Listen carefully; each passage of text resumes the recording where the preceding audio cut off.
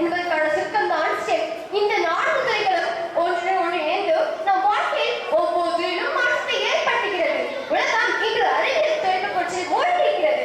இப்படிப்பட்ட சூழலில் மாணவர்கள் விசாரித்திறன், படைப்பாற்றல், பிரச்சனை தீர்க்கும் திறன் ஆகியவற்றை வளர்த்துக் கொள்ள வேண்டியது மிகவும் அவசியம். இவை அனைத்தும் தனித்தனியாக அல்ல, ஒரு இணைந்த முறை கற்றுக் கொடுப்பதே ஸ்டெம் கல்விகளின் சிறப்பு. உதாரணம், ஒரு மாணவன் மழை வருவதற்கான காலத்தை அறிவியலால் புரிகிறான். அதை காணிக்க கணிதத்தை பயன்படுத்துகிறான். அதை பற்றிய மென்பொருள் உருவாக்க தொழில்நுட்பம் கற்கிறான். அதை அமைப்பாக வடிவமைக்க பொறியியல் தேவைப்படுகிறது. அதுவே ஸ்டெம். சிந்தனையை செயல் மாற்றும் கல்வி. உலகம் முழுவதும் ஸ்டெம்மை பற்றி தெரிந்திருக்கிறது என்றால் உலகம் முழுவதும் ஸ்டெம்களின் பரவல் நிலையத்தான் உலகம் ஸ்டெம்மை நோக்கி நகர்கிறது. அதை எப்படி பார்ப்போமா? அமெரிக்கா, ஜப்பான், சிங்கப்பூர், தென்கொரியா போன்ற நாடுகளில் பள்ளி நிலையிலிருந்தே ஸ்டெம் வடிவமைப்பிலான கல்வியை பயன்படுத்துகின்றன. Google, Tesla, apple, space X, Microsoft போன்ற நிறுவனங்கள் ஸ்டெம் திறன்களின் அடிப்படைதான் உருவானவை. உலக அளவில் ஸ்டெம் உத்தியோகம் ஆண்டு 8 முதல் 10% அதிகரிக்கின்றன.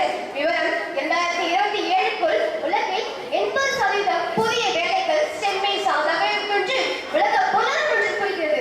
அப்படி என்றால் இந்தியாவின் ஸ்டெம் கல்வி உணர்வதற்கும் இந்தியாவின் பெருமை ISRO, DRDO, IIT, Infosys, Wipro, TCS இவையெல்லாம் ஸ்டெம் அறிவின் விளைவுகள். சந்திராயன், மங்கள்யான், அக்னி ஏவுகணை இவற்றின் பின்னால் உள்ள புயல்கள் அனைவருக்கும் ஸ்டெம் மட்டத்தில் வளர்ந்தவர்கள். ஆனால் சவால்களும் உள்ளன. சில பணிகளில் ஸ்டெம் கற்று வசதி இல்லை.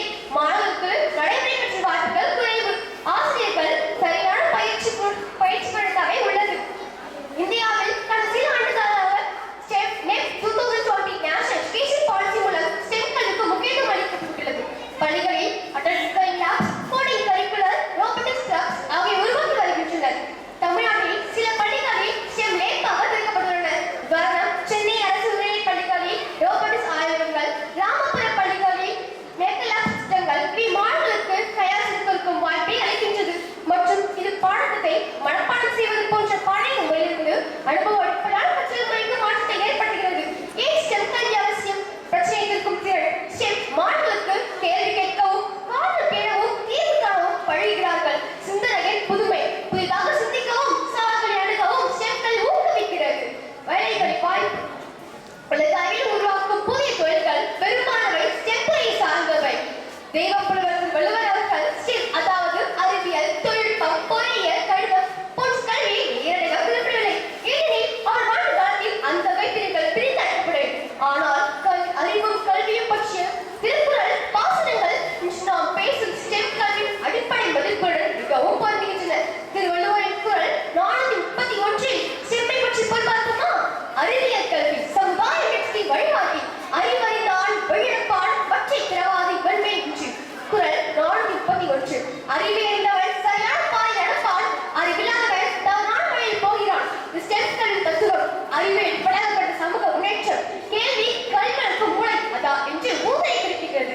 கேள்விதான் கல்வி வளர்க்கும் முதல் படி. ஸ்டெம் கல்வி இதையே சொல்கிறது. ஆராய்ச்சி மனப்பான்மை தான் கண்டுபிடிப்புகளுக்கான விதை. பெண்களின் ஸ்டெம்கள்.